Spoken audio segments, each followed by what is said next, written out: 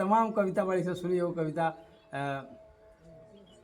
तमाम लोग ढोंग पाखंड बना के अपन लूट पाट के कितना रुपया कमाता जी। एक जना ढोंगी बाबा हमरो यहाँ आए रहे आ बा ढोंग पाखंड बनौले रहे आ लूट पाट के कुछ रुपया ले गए।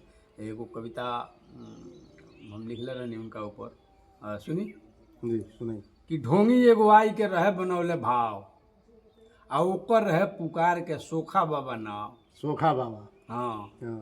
आ सो से उ सोवत रहे मस्ती में दिन रात आ खा से घर घर झींच के रहे खात उ भात। वाह जी वाह। आ सुनी सभे उ लौके कैसन आ सिर के झोंटा भालू जैसन। अच्छा। आ बकरा तरिया दाढ़ी वाला घर में करिया बीसन माला आ करिए छड़ी दाब ले कांख है बड़का लोटा साथे राखे आ पेट रहे ओकर नदकोला आ घूमल करे टोला टोला चेला दूगो साथे राखे आ मंगरे ना सातों दिन भाखे। सातों दिन। हाँ मंगरे ना सातों दिन भाखे कहियो ना बख्शे। हाँ, करे कपारे गजबे टीका हाँ। आ सब दुखवे के ले ठीका सारा बीमारियां ठीक करे। हाँ आ जिनका पर उ नजर गड़ावे उनका पर जीन बतावे आ ओहू का फेरा में पड़ के बहुत लोग सुख पावल मर के।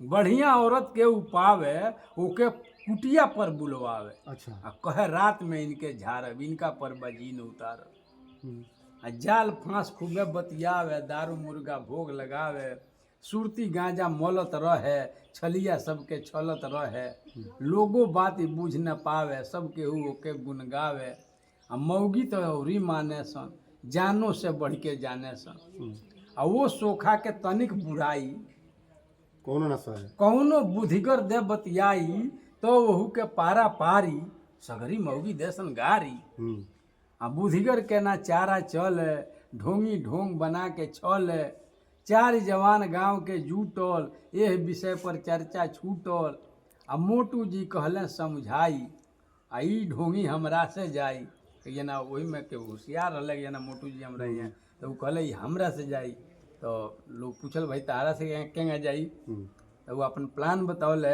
कि ओहू का कुटिया पर जाके आ हमरा पर बा भूत बता के ओके इष्ट बुलावे द जा आ हमके भूत जगावे द जा।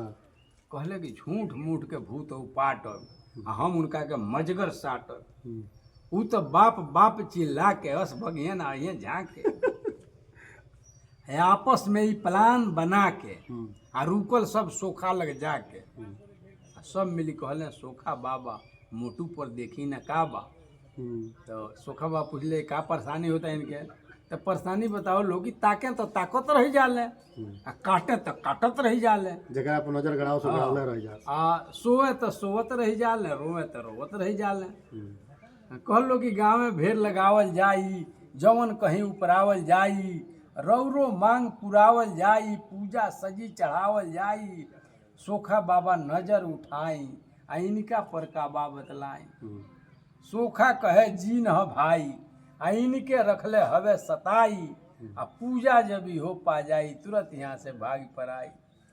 तो पूछलो जरा पूरा पूजा कौन चीज हो तो सोखा बाबा सोचले कि भाई एक आदमी से कितना कितना ऐठ लेनी गांव भर के लोग जब भेड़ लगा के देवे कहते काहे कम मांगे के हो।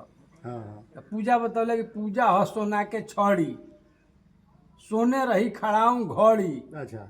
आ दारू मीट इष्ट का चाही हमरा खतिरा किछो नहीं इनके ठीक करब हम भाई देव जीन के तुरंत भगाई। ई तो कहले सोखा बाबा आया ही जानी आगे का बा गैल भूत जागिए भाई आ मोटू जी गैले खड़ियाई ऊ पारे खूबे शिकारी आ बमके दे सोखा के गारी। वाह जी वाह।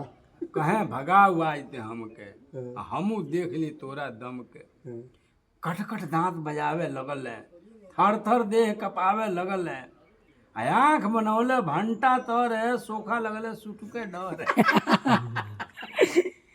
अब मोटू गरज तनिक लटकल है सोखा के धर तुरंत पटकल है आ छाती पर चढ़ के धमकावे मुक्के मुक्के उ घमकावे सोखा के धैलस मुहबाई सगरी मंतर गइल बुलाई आ हफर हाफे लगल है थर थर कांपे लगल है। ऐसन भूत देख के आगे सोखा बाबा लगले भागे भागे लगल है आ ना जाने कहाँ वहाँ चली गई ले बरिसन बीत गई ना आज ले ना होइले देखिए सच्चाई है कि ऐसे ढोंगी सोखा जो होते हैं ना, ऐसे ही सच्ची घटना है ये, इस तरह का सच्चाई है कि होता है। जी जी बिल्कुल। और ये ऐसी घटनाएं होता है, लोग जो है कि ढोंग करके, और महिलाएं अक्सर जो है कि इन पर विश्वास कर लेती हैं।